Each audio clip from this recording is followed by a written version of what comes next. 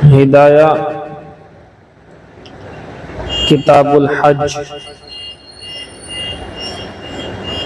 دیکھیے اب تک آپ کے سامنے بیان ہوا ہے 8 ذی الحجہ سے لے کر یوم النحر یعنی عید الاضحیٰ کے دن تک کا بیان، اور وہ سارے اعمال جو ان کے اندر ہونے ہیں وہ سب بیان کیے جا چکے ہیں۔ خاص طور سے جو کل کا سبق تھا اس کے اندر عید الاضحیٰ کے دن کے 3 کام خاص طور سے، اور چوتھا کام بطور افضلیت کے بیان کیا تھا۔ 3 کام: رمی، ذبح، حلق۔ رمی، ذبح، حلق یعنی کنکری مارنا، رمی بڑے شیطان کو۔ عید کے دن صرف بڑے شیطان کو کنکری ماری جاتی ہیں 7۔ 2 شیطانوں کو عید کے دن کنکری نہیں ماری جاتی ہیں، بلکہ اگلے 3 دن اور 2 دن جو باقی بچتے ہیں اس میں چھوٹے، بڑے اور درمیانی سب شیطانوں کو کنکری ماری جاتی ہے۔ اچھا جی، تو پہلا کام رمی۔ رمی کا مطلب بڑے شیطان کو، جمرہ عقبہ جسے کہتے ہیں، بڑا شیطان جمرہ عقبہ کی رمی کرنا۔ دوسرا کام جانور ذبح کرنا، اگر حج قران اور حج تمتع ہے، اور حج افراد کے اندر واجب نہیں ہے، اچھا ہے، بہتر ہے کہ آپ ایک قربانی کر لیں آپ، یہ اچھا ہے۔ اور اس کے بعد آخری کام یعنی حلق کرنا، اور عورتیں ایک پوروے کے برابر اپنے بال کو وہ کٹائیں گی، اسے قصر کرنا کہتے ہیں۔ تو یہ تینوں اعمال کا بیان ہو چکا ہے کل آپ کے سامنے، اسی کو کہتے ہیں رمی، ذبح، حلق۔ رمی، ذبح، حلق۔ رمی کنکری، ذبح جانور ذبح، حلق بال کو منڈانا۔ اور چوتھا کام طواف زیارت، جو کہ فرائض میں سے ہے، جو 3 فرائض بتائے تھے حج کے، ایک احرام تھا، ایک وقوف عرفہ تھا، اور تیسرا جو فرض ہے وہ ہے طواف زیارت۔ جو طواف زیارت والا جو فرض ہے اس میں گنجائش ہے کہ آپ عید کے دن کر لیں، عید سے اگلے دن کر لیں، عید سے اگلے دن کے بعد کے اگلے دن کر لیں، وہی 3 دن جس میں ہم لوگ جانور ذبح کرتے ہیں۔ ان 3 دنوں میں آخری تیسرے دن مغرب سے پہلے جانور ذبح ہو جانا چاہیے۔ اگر جانور ذبح نہیں کر پایا آپ، مغرب آ گئی تو پھر وہ ٹائم ختم ہو گیا، تیسرے دن کی مغرب۔ تو بات یہ تھی کہ طواف زیارت زیادہ افضل تو یہی ہے کہ اسی دن ہو جائے، لیکن اگر ٹائم نہ ملے تو اگلے دن اور اس سے اگلے دن بھی ہو سکتا ہے۔ اب ایک مسئلہ سامنے آئے گا، جب طواف زیارت کے لیے ہم پہنچ جائیں گے تو طواف زیارت کے ساتھ میں سعی بھی کی جائے گی یا نہیں کی جائے گی؟ یعنی صفا مروہ کے درمیان میں دوڑنا پڑے گا یا نہیں پڑے گا؟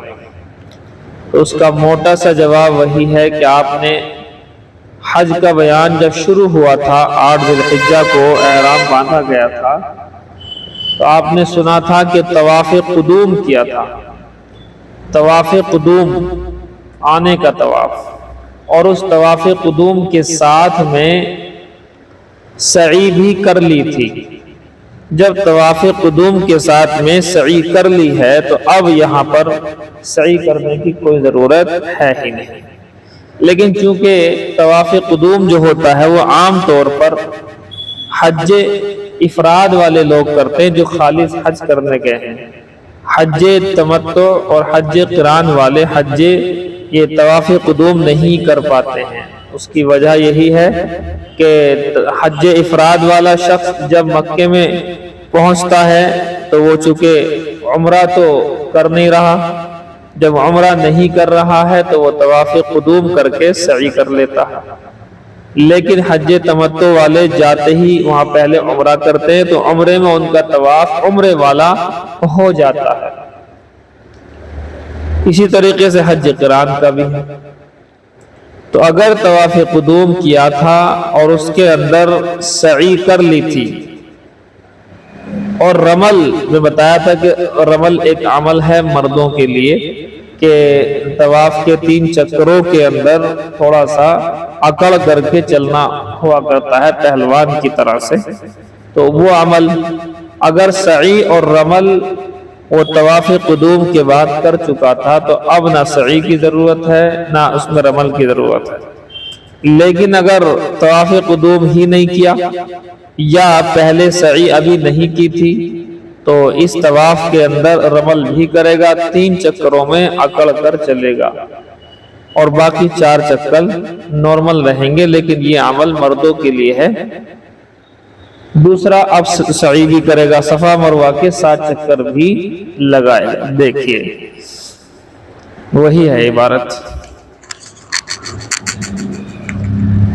فَإِن كَانَ سَعَى، پس اگر اس نے سعی کر لی تھی بین الصفا والمروہ، صفا مروہ کے درمیان، عقیب طواف القدومی، طواف قدوم کے بعد، وہی شروع میں 8 ذی الحجہ میں اگر کر چکا تھا، تو کہتے ہیں اگر کر چکا تھا تو لم یرمل فی ھذا الطواف، تو اس طواف کے اندر اب رمل نہیں کرے گا، ولا سعی علیہ، اور نہ ہی کوئی سعی کرے گا، کیونکہ یہ رمل اور سعی کر چکا ہے تو اب اس کو کوئی ضرورت ہے ہی نہیں۔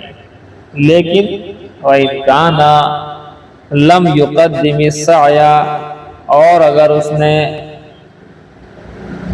فَإِن كَانَ سَعَى، پس اگر سعی کر لی تھی بین الصفا والمروہ، صفا مروہ کے درمیان یہ کر چکا تھا اگر سعی، یعنی 7 چکر صفا مروہ کے جو لگتے ہیں اس کو سعی بولتے ہیں، یہ اگر کر چکا تھا عقیب طواف القدومی، طواف قدوم کے بعد جو حج افراد کرتا ہے، حج خالص حج کرنے جاتا ہے، تو وہ طواف قدوم یعنی مکہ پہنچنے کا طواف کرتا ہے اور اسی وقت رمل اور سعی کر لیتا ہے۔ تو اگر کر چکا ہے تو مسئلہ ہی نہیں ہے۔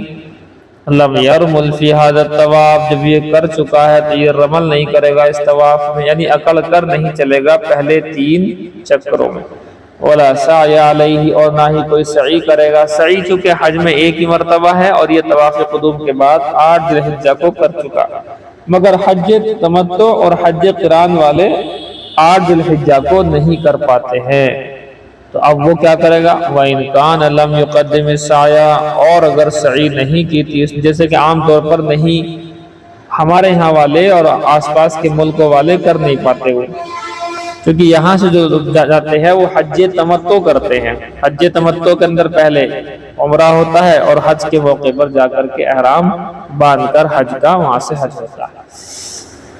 وَإِن كَانَ لَمْ يُقَدِّمِ السَّعْيَ، اور اگر سعی کو مقدم نہیں کیا تھا، پہلے نہیں کیا تھا، رَمَلَ فِي ھذا الطواف، تو اس طواف میں رمل بھی کرے گا، وَسَعَى بَعْدَهُ، اور اس طواف کے بعد میں سعی بھی کرے گا۔ صفا مروہ 2 پہاڑ ہیں، ان 2 پہاڑوں کے بیچ میں دوڑنا ہوتا ہے، اس کو سعی کہتے ہیں۔ اب یہ اس میں نارمل ہوتا ہے، مستورات کے لیے تو نارمل چال ہوتی ہے ان کی، جیسے کہ گھر پہ چلتے ہیں، ہر جگہ چلتے ہیں، نارمل چلیں گے، بھاگا دوڑی کی کوئی ضرورت نہیں۔ مرد حضرات کے لیے بطن وادی کا وہ ایریا جہاں پر ہرے رنگ کا نشانات لگے ہوئے ہیں، تو ہرے رنگ کے نشانات والے ایریے میں وہاں پر سے لے کر کے اور جہاں تک ہرے رنگ کا وہ نشانات ختم ہوتے ہیں، لائٹیں ہیں اب تو وہاں، تو وہاں پر جو ہے وہیں تک دوڑتے رہیں گے ہلکے ہلکے، تو مردوں کے لیے ہے یہ ہے جی بات۔ وَيُصَلِّ رَكْعَتَيْنِ بَعْدَ هَذَا الطَّوَافِ، یہ مسئلہ بھی آپ کے ذہن میں ہے کہ ہر طواف کے بعد میں، چاہے نفلی طواف ہو، فرض طواف ہو، واجب والا ہو، کوئی بھی ہے، ہر طواف کے بعد 2 رکعت واجب الطواف پڑھنی ہوتی ہیں۔ تو جب واجب الطواف 2 رکعت نفل ہر طواف کے بعد پڑھنی ہے تو اس کو کیوں چھوڑو گے آپ؟ اس طواف کے بعد بھی پڑھو گے۔ جو طواف زیارت فرض والا ہے اس کے بعد بھی اب یہ طواف کی 2 رکعتیں ادا کرنی ہیں۔ وَيُصَلِّي رَكَعَتَيْنِ اور 2 رکعت نماز پڑھے گا بعد هذا الطواف اس طواف کے بعد، اس کو بولتے ہیں واجب الطواف۔ دیکھیے جی، قال صاحب قدوری یوں فرماتے ہیں وَقَدْ حَلَّ لَهُنْ نساء، اس عبارت کو بھی آپ اس عبارت سے جوڑیں گے جو ہم نے آپ سے کہا تھا، 2-3 لائنیں عبارت کی کہ آپ مولبن سے پڑھیں گے تو اس کو بھی آپ مولبن ہی سے انشاءاللہ دیکھ لیں گے۔ اس کا تعلق اسی عبارتوں سے ہے جو پیچھے آپ کو میں نے کل چھوڑ دی تھی، نوٹ کر لینے سے پڑھا دیں گے، مولبن پڑھائیں گے۔ قال صاحب قدوری فرماتے وَهَذَا الطَّوَافُ اور یہ طواف هو المفروض فی الحج، یہ طواف فرض ہے حج میں، وَهُوَ رُكْنٌ فِيهِ اور یہ رکن ہے حج میں۔ میں آپ کو بول چکا ہوں یہ بات کہ یہ طواف فرض ہے، 3 فرضوں میں سے ایک فرض یہ بھی ہے۔ وَيُكْرَهُ اور مکروہ قرار دیا گیا ہے، تَأْخِيرُهُ وَيُكْرَهُ تَأْخِيرُهُ اس کو زیادہ مؤخر کرنا مکروہ ہے، عن هذه الایام ان ایام سے، کن ایام سے؟ جن میں اس کو ایام نحر کہتے ہیں، یعنی قربانی کے 3 دنوں سے زیادہ مؤخر کرنا مکروہ ہو جائے گا، بلکہ دم واجب ہو جائے گا، بلکہ دم واجب ہو جائے گا، اس لیے کہ 3 دن ہی اس کا وقت ہے، عید کا دن اور عید کے بعد کے 2 دن، اسی کے اندر طواف زیارت کرنا ہے، تیسرے دن کی مغرب سے پہلے پہلے ہو جانا چاہیے۔ اگر نہیں کیا تو اب بعد میں بھی کرنا پڑے گا، بعد میں بھی کرنا پڑے گا، 3 دن کے بعد مکروہ بھی ہوگا اور دم بھی واجب ہوگا۔ واجب یعنی فرض کو اس کی جگہ سے ہٹانے کی وجہ سے دم بھی واجب ہوگا۔ قال صاحب قدوری فرماتے ثم يعود الى منى پھر فرماتے پھر لوٹ آئے گا مینا، کہاں سے جی؟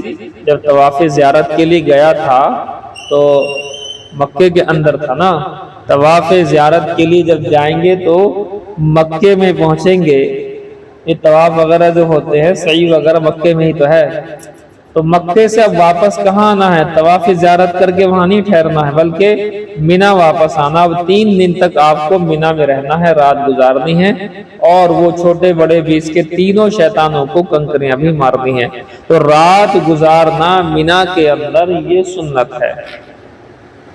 قال صاحب قدوری فرماتے ہیں ثم يعود الى منى فيقيم پس وہ لوٹ آئے گا مینا، فيقيم اور یہیں ٹھہرے گا جی۔ اس کے علاوہ اگر کسی اور جگہ ٹھہر بھی گیا تو خلاف سنت ہوگا، جائز ہوگا، یعنی ایک سنت اس سے چھوٹ رہی ہے۔ فَإِذَا زَالَتِ الشَّمْسُ اب دیکھیے عید کا دن ہو گیا، سارے کام ہو گئے، طواف زیارت ہو گیا، رمی ذبح حلق تینوں کام ہو گئے، طواف زیارت ہو گیا، طواف زیارت کے بعد سعی بھی آپ نے کر لی۔ اب سعی کرنے کے بعد ہوتا یہ ہے اگلا دن آ گیا، اب مینا میں ہے، اب رات میں آپ مینا میں آپ نے رات کاٹی ہے، اب اس کے بعد میں اگلے دن جب رمی کریں گے، کنکری ماریں گے، دیکھو پہل کے دن جو کنکری ماری وہ تو صبح کے وقت میں، یعنی زوال سے بہت پہلے جو ہے کنکری مار دی گئی تھی، زوال سے بہت پہلے لیکن اگلا دن جو آئے گا، اگلا دن زوال سے پہلے کنکری نہیں ماریں گے، جب زوال ختم ہو جائے، جب سورج زائل ہو جائے دوسرے دن کا، قربانی کے دنوں میں، پہلے دن کی قربانی تو ہو گئی، عید کا موقع تھا، عید کا دن، اگلے دن کی قربانی یہ ہے دوسرا دن، قربانی کے دنوں میں سے دوسرا دن یہ والا ہے، عید کے ایک دن کے بعد والا، تو اب اس میں تینوں پر کنکری مارے گا، دیکھو کیسے کیسے مارے گا۔ فَإِذَا زَالَتِ الشَّمْسُ مِنَ الْيَوْمِ الثَّانِي مِنْ أَيَّامِ النَّحْرِ ایام نحر یعنی قربانی کے دنوں میں سے دوسرا دن جب سورج زائل ہو جائے، یعنی زوال کا وقت ختم ہو جائے، رمل جمار الثلاث تو کنکری مارے گا تینوں جمروں کو، تینوں جمروں سے مراد چھوٹے بڑے بیچ کے سارے شیطانوں کو، فَيَبْدَأُ بِالَّتِي پس شروع کرے گا باللتی اس شیطان سے تلل مسجد الخیف جو مسجد خیف کے قریب ہے، مسجد خیف میں نماز پڑھ کے یا مسجد خیف کے پاس والے میں سب سے چھوٹا والا شیطان ہے وہ، پھر اس سے آگے بڑھیں گے اس سے بڑا ہے، پھر اس سے آگے بڑھیں گے اس سب سے بڑا وہی جو ہم نے پہلے دن جو جمرہ عقبہ کی رمی کی تھی۔ فَيَبْدَأُ بِالَّتِي ہاں کیا بتائیں دوبارہ کہاں سے؟ فَإِذَا زَالَتِ الشَّمْسُ پس جب سورج زائل ہو جائے یعنی زوال کا وقت ختم ہو جائے، اور زوال ختم ہوتے ہی ظہر کا وقت شروع ہو جاتا ہے، یہ رول ہے۔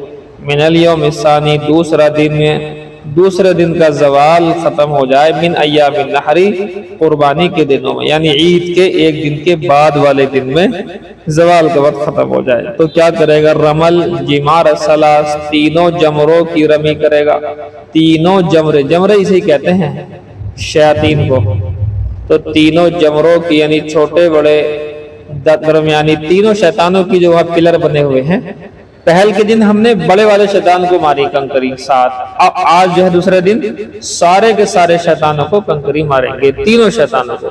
رمل جمار الثلاث پس کنکری مارے گا تینوں جمروں کو، فَيَبْدَأُ اور شروع کرے گا۔ اب کنکری ظاہر سی بات ہے کسی نہ کسی شیطان سے شروع ہوگی نہیں ہوگی، تو شروع کون سے شیطان سے ہوگی؟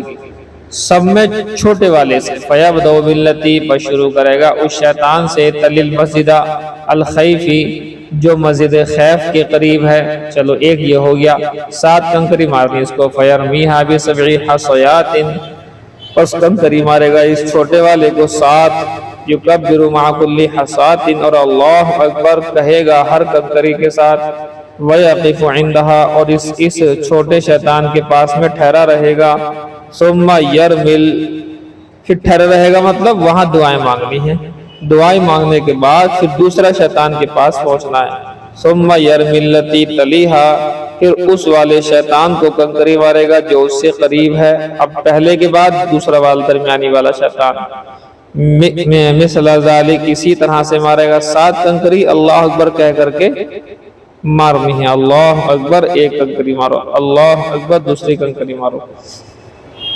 وَيَقِفُ عِندَهَا اور اس بیچ والے شیطان کے پاس بھی ٹھہرے گا مطلب دعائیں مانگے گا یہاں بھی۔ اب یہ دعائیں مانگ لی آپ نے یہاں بھی اور یہاں بھی، کہتے ہیں اس کے بعد ثم یرمی جمرۃ العقبہ پھر کنکری مارے گا جمرہ عقبہ کو۔ جمرہ عقبہ وہی ہے جس کو ہم نے پہلے دن یعنی بڑے شیطان کو 7 کنکری ماری تھی، تو آج اس کا نمبر سب سے لاسٹ میں آیا ہے۔ کذالک اور اسی طرح سے مراد یعنی 7 کنکریاں مارے گا، ایک ایک کر کے مارے گا، ہر ایک پر اللہ اکبر کہے گا، ایک ساتھ نہیں مارنی، اگر ایک ساتھ مار بھی دی تو وہ ایک ہی مانی جائے گی۔ دیکھیں جی، وَلَا يَغِفُ عِندَهَا لیکن اس شیطان کے پاس نہیں ٹھہرے گا، دعا مانگنے کے لیے 2 کے پاس تو ٹھہرا تھا پہلے دوسرا، لیکن تیسرے والے کے بعد جب کنکری مار دی تو اب اس کے پاس نہیں ٹھہرے گا۔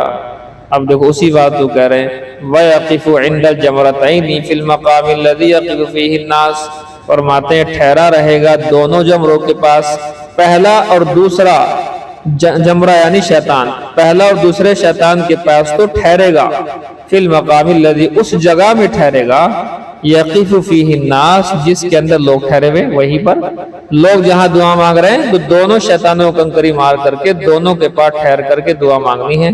وَيَحْمَدُ اللَّهَ اللہ کی حمد و ثنا کرے گا، وَيُثْنِي اور ثنا بھی ہوگی تعریف بھی کرے گا، وَيَحْمَدُ اللَّهَ اللہ کی حمد کرے گا، وَيُثْنِي اور اللہ کی ثنا کرے گا تعریف کرے گا، وَيُحَلِّلُ اور لا الہ الا اللہ پڑھتا رہے گا، وَيُكَبِّرُ اور اللہ اکبر بھی پڑھے گا، وَيُصَلِّي عَلَى النَّبِي صلی اللہ علیہ وسلم اور حضور پر درود پڑھے گا، وَيَدْعُو لِحَاجَتِهِ اور اپنی حاجت کی دعا کرے گا، ضرورت کے لیے دعا کرے گا، وَيَرْفَعُ يَدَيْهِ اور اس دعا میں ہاتھوں کو بھی اٹھائے گا، یہ دعا مانگنی ہے۔ اس کے علاوہ اپنی اردو میں جو چاہیں آپ مانگیں، جتنا چاہیں مانگیں، لیکن دونوں شیطان پہلا اور دوسرا وہاں ٹھہر کر دعا بھی کرنی ہے، 7 کنکری بھی مارنی ہے، لیکن بڑے والے شیطان کے پاس جب تیسرا والا جو ہے سب سے بڑا والا، وہاں کنکری مارنے کے بعد ٹھہر کر دعائیں نہیں مانگنی ہیں، وہاں سے فوراً ہی واپس آ جانا ہے۔ اب یہ ایک تو ہو گیا عید کے دن کا بیان، اب عید کے دن کے بعد کا بیان تو یہ ہے دوسرے دن کا۔ اب تیسرے دن کا بھی سیم یہی ہے، بالکل سیم پروسیجر ہے یہی جو اب ہوا ہے۔ چھوٹے شیطان جو مسجد خیف کے قریب ہے، اس کے بعد دوسرا پھر تیسرا، دونوں پر جو ہے ساتھ ساتھ کنکریاں مارنی ہیں، اللہ اکبر کہتے ہیں، پھر دعائیں بھی مانگنی ہے، لیکن تیسرے پر دعا نہیں مانگنی، وہاں سے واپس آ جانا۔ وہی ہے قال صاحب قدوری فرماتے ہیں وَإِذَا كَانَ مِنَ الْغَدِ رَمَل، اور جب اگلا دن آ جائے، اگلے دن سے مراد یعنی قربانی کا تیسرا دن، رمل جمارت سلاس، تو تینوں جمروں کی رمی کرے گا، یعنی تینوں شیطانوں کو کنکری رک جاؤ تینوں شیطانوں کو کنکری مارے گا بعد زوال شمسی، زوال شمس کے بعد، وہی کذالک اسی طرح سے، اس طرح مطلب جیسے اب ہم نے اوپر ساتھ ساتھ کنکریاں تینوں شیطانوں کو ماری ہیں، دو شیطانوں کو کنکریاں مارنے کے بعد دعا بھی کری ہے اور تیسرے کے بعد دعا نہیں کی ہے، وہی عمل یہاں بھی ہونا ہے۔ چلیے بس جلالین اعوذ باللہ من الشیطان الرجیم بسم اللہ الرحمن الرحیم وَأَقِيمُوا الصَّلَاةَ وَآتُوا الزَّكَاةَ، نماز کو قائم کرتے رہو، وَآتُوا الزَّكَاةَ، زکوٰۃ ادا کرتے رہو، وَارْكَعُوا مَعَ الرَّاكِعِينَ، اور رکوع کرنے والوں کے ساتھ رکوع کرتے رہو۔ رکوع کرنے سے مراد ہے نماز پڑھنا، یعنی نماز پڑھنے والوں کے ساتھ نماز پڑھتے رہو۔ صلوا مع المصلین، نماز پڑھتے رہو نماز پڑھنے والوں کے ساتھ، وہ کون ہیں؟ محمد و اصحابہ صلی اللہ علیہ وسلم، وہ محمد الرسول اللہ اور ان کے صحابہ ہیں، ان کے ساتھ نماز پڑھو۔ وَنَزَلَ فِي عُلَمَائِهِمْ، اور یہ آیت نازل ہوئی ان کے علماء کے سلسلے میں۔ وَقَدْ كَانُوا يَقُولُونَ لِأَقْرَبَائِهِمُ الْمُسْلِمِينَ، جو اپنے قریبی رشتہ داروں سے جو کہ مسلمان ہو چکے ہیں ان سے کہا کرتے تھے، اثبتوا علی محمد، دین محمد صلی اللہ علیہ وسلم، کہ تم دین محمد پر قائم اور دائم رہو، فإنہ حق، اس لیے کہ وہ حق ہے۔ دوسروں کو تو کہتے تھے یہودی جو ان کے قریبی رشتہ دار ایمان لاتے تھے، وہ ان کو یوں کہتے تھے کہ بھئی ایمان پر رہنا، یہ ایمان پر رہنا بہت ضروری ہے، یہ حق ہے۔ اب یہ دوسروں کو تو دعوت دے رہے ہیں حق کی، لیکن اپنے آپ کو بھول رہے ہیں، خود ایمان نہیں لا رہے۔ اسی کو اللہ فرماتا ہے تأمرون الناس بالبر، کیا تم حکم کرتے ہو لوگوں کو نیکی کا، یعنی بالایمان بمحمد صلی اللہ علیہ وسلم، محمد الرسول اللہ پر ایمان لانے کا دوسروں کو تم حکم دیتے ہو۔ وَتَنْسَوْنَ أَنفُسَكُمْ، اور اپنے آپ کو بھول جاتے ہو، بھولنے کا مطلب ہے تترکونہا، اپنے آپ کو چھوڑ دیتے ہو۔ فَلَا تَأْمُرُونَهَا بِهِ، اپنے آپ کو اس کا حکم نہیں کرتے، تو جیسے تو ان سے کہہ رہے ہو کہ دین محمد پر ثابت قدم رہنا اس لیے کہ وہ حق ہے، اسی طرح تم بھی تو ایمان قبول کرو، اپنے آپ کو بھول جاتے ہو۔ وَأَنْتُمْ تَتْلُونَ الْكِتَابَ، واو حالیہ، حالانکہ تم کتاب کو پڑھتے ہو۔ کتاب سے مراد کیا ہے؟ التوراۃ، یعنی توریت کتاب کے اندر حضور کی صفات بیان کی گئی ہیں، اور حضور کو نہ ماننے پر مخالفت کرنے پر وعید نازل ہوئی ہے۔ حالانکہ تم کتاب کو پڑھتے ہو، تورات کو پڑھتے ہو، وفیہا، اور اس توریت کے اندر الوعید، وعید ہے، دھمکی ہے اللہ کی طرف سے، علی مخالفت القول العمل، قول کی عمل سے مخالفت کرنے پر، قول کی عمل سے مخالفت کرنے پر وعید ہے۔ قول کی عمل سے مخالفت کیسے ہوتی ہے؟ قول یعنی زبان، زبان پر کچھ ہے، اور عمل یعنی عمل، اور عمل کچھ ہے۔ زبان سے کہہ رہا ہو کہ یہ حضور حق ہیں، ان کو ماننا ہے تمہیں، لوگوں سے کہہ رہا ہو، اور خود اپنے عمل سے یہ بتا رہے ہو کہ یہ حق نہیں ہے، یعنی ایمان قبول نہیں کر رہے۔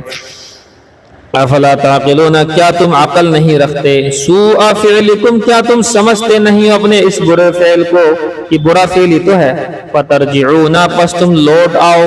فجملۃ النسیان، جملہ نسیان کہاں ہے؟ وتنسون انفسکم، یہ فجملۃ النسیان ہے، پس نسیان کا جملہ محل الاستفہام الانکاری، استفہام انکاری کا محل ہے۔ کیا مطلب؟ وتنسون انفسکم، اور تم اپنے آپ کو بھول جاتے ہو۔ کہنا یہ چاہ رہے ہیں کہ تم اپنے آپ کو کیوں بھول جاتے ہو؟ تمہیں بھولنا نہیں چاہیے، یہ ہے جی۔ वस्तईनो और मदद तलब करो, उतलुबुल माऊनता मदद को तलब करते रहो, अला उमूरिकुम अपने कामों में। किस तरीके से मदद तलब करोगे अल्लाह से? बेसब्री सब्र करके, अल हब्सी बिल नफ्सी अला मा तकरहु, सब्र कहते हैं नफ्स को रोकना उन बातों पर जिनको नापसंद करता है। दिल की नापसंदीदा बात जो अल्लाह को पसंद है और दिल को हमारे नापसंद है, उस पर अपने आप को रोकना। नमाज पढ़ने को दिल नहीं चाह रहा लेकिन अल्लाह को नमाज पसंद है इसलिए नमाज पढ़ेंगे। रोजा रखने को दिल नहीं चाह रहा लेकिन अल्लाह को पसंद है इसलिए रखेंगे। तो कहते हैं बिस्सब्री सब्र करके अल्लाह से मदद तलब करो, अल हब्सी लिन्नफ्सी नफ्स को रोक करके, अला मा तकरहु उन बातों पर जिनको वो ना पसंद करते हैं, वस्सलाती और नमाज के जरिए से मदद तलब करो। और मसला ये है कि जब सब्र के जरिए से जो है मदद तलब हो गई तो नमाज से क्यों मांग रहे हैं? और सब्र के अंदर कहीं ना कहीं नमाज भी है। नमाज में भी तो सब्र करके ही आदमी रुकता है, अपने नफ्स को ना चाहते हुए भी खड़ा होता है, ना चाहते हुए भी रुकू करता है। तो इसमें भी कहीं ना कहीं सब्र का पहलू है। तो कहते हैं अफरदहा बिज़िक्री, फरमाते हैं अस्सलात के लफ्ज को, नमाज के लफ्ज को तन्हा अलग से जिक्र इसलिए किया, ताज़ीमन लिशानिहा उसकी शान की ताजीम की वजह से, शान की अजमत की वजह से इसकी अजमत बड़ी है इसलिए इसको अलग से जिक्र किया। वफिल हदीस और हदीस के अंदर यूं आता है काना इज़ा हज़बहु अमरुन बादरा इला सलाती के हुजूर सल्लल्लाहु अलैहि वसल्लम को जब कोई बड़ा मामला पेश आता, हज़बहु अमरुन कोई बड़ा मामला पेश आता, बादरा इला सलाती तो हुजूर सल्लल्लाहु अलैहि वसल्लम नमाज की तरफ दौड़ते। जब कोई बात पेश आती फौरन नमाज। हमारे यहाँ कोई बात पेश आती है नमाज से दूर तो हो जाते हैं लेकिन नमाज की तरफ नहीं आते हैं। वकील और कहा गया अल खिताब लिल यहूदी, यहाँ खिताब जो है वो यहूदी से है, लिमा आक़हुम इस वजह से कि उन्होंने रोका है उन लोगों को, अनिल ईमानी और ईमान से रोका है, वह हुब्बुर क्या है जी रियासती, ये लफ्ज जरा पढ़ो कि हमारी किताब में जो है कुछ कटफट रहा है। अनिल ईमानी के बाद, अनिल ईमानी के बाद क्या लफ्ज है?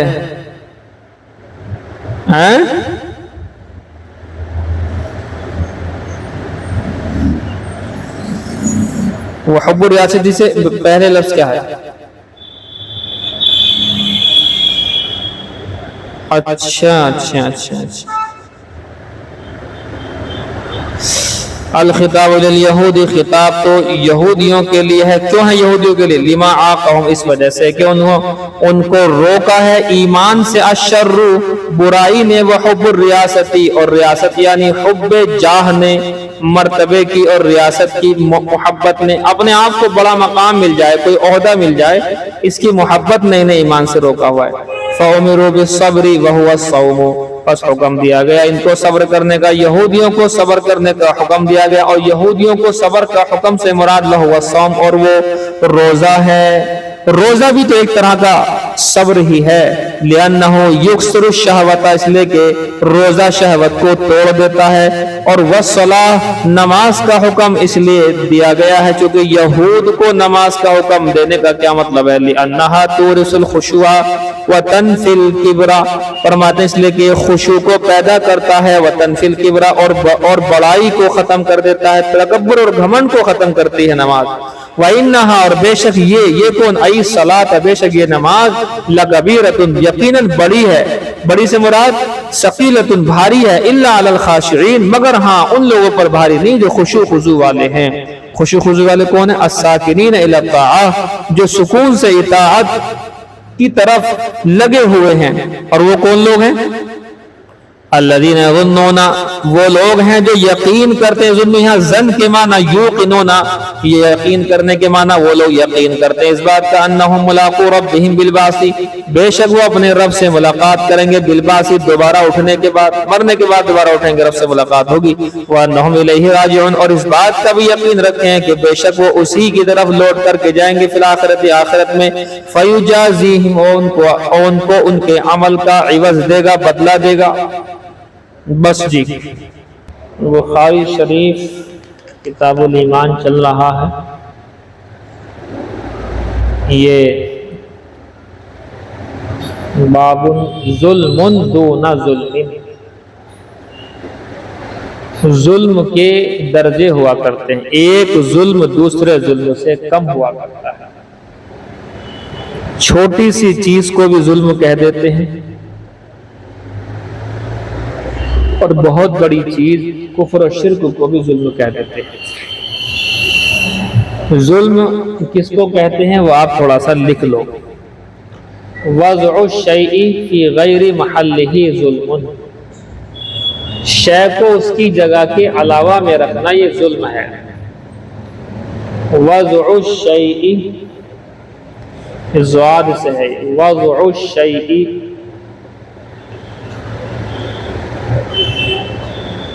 فی غیر محلہ، شے کو اس کی جگہ میں نہ رکھنا یہ ظلم ہے۔ سمجھ گئے جی؟ شے کو اس کی جگہ میں نہ رکھنا یہ ظلم ہے۔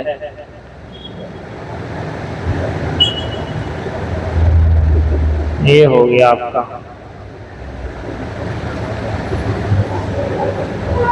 تو یہ ہلکے سے ہلکا درجہ ظلم کا مان لیجئے، روٹی کو ڈلیا میں رکھنا چاہیے، آپ نے روٹی کو ڈلیا میں نہ رکھ کے زمین پر رکھ دیا، یہ بھی ایک طرح کا ظلم ہے، اس لیے کہ آپ نے شے کو یعنی روٹی کو اس کی جگہ میں نہیں رکھا۔